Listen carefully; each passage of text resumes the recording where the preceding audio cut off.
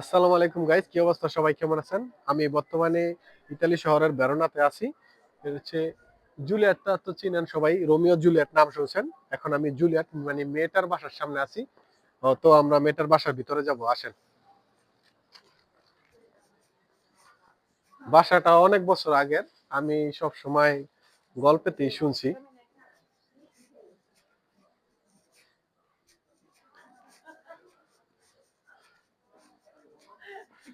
আমি এখন বাসার ভিতরে এসে পড়েছি। আমি সব সময় মানে ছবি, অনেকগুলা ছবি গানে শুনছি, তুমেরা রোমিও ম্যাথেরা জুলিয়েট।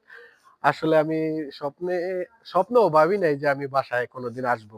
আমি এখন বাস্তবে আইসা পড়েছি। এখন বর্তমানে পুরা জুলিয়েটের বাসার সামনে আছি। হুম।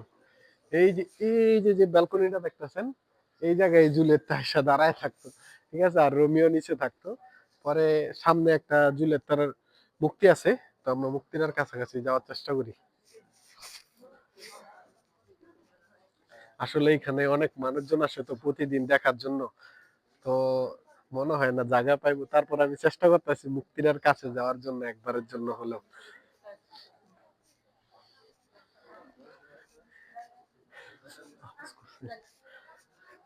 এই যে আমি বর্তমানে জুলিয়েট তার হাতটা ধরছি।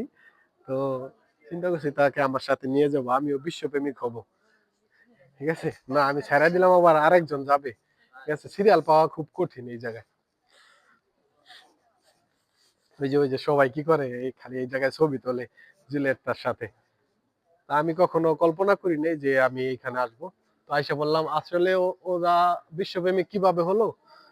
ওরা আসলে দুজন সুসাইড করে মারা গেছে। দুজন দুজনের এত পরিমাণে ভালোবাসে, হয়তো কোনো একটা ফ্যামিলি বা কোনো পারিবারিক বা কোনো কিছুর জন্য হইতে পারে। আমি সঠিক জানি না। তো ওরা সুসাইড করে মারা গেছে। তারপর থেকেই ওরা বিশ্বপ্রেমিক। আর সবাই ওদের চিনে। তো এটা হচ্ছে এ ইতালির ভেরোনা শহরে অবস্থিত। এটা হচ্ছে মেয়েটার বাসা আরকি, জুলিয়েট্টার বাসা। তো আপনারা সবাই আসবেন, ঘুরে যাবেন। ওই যে উপরে, উপরে ওর হচ্ছে শোয়ার রুম আছে, বেড আছে, সব আছে এখনো। তো আমি মনে হয় না ভিতরে যেতে পারবো। আগে জানতে হবে আমার ভালোভাবে, তারপরে ভিতরে যাব। তো সবাই ভালো থাকেন। আসসালামু আলাইকুম।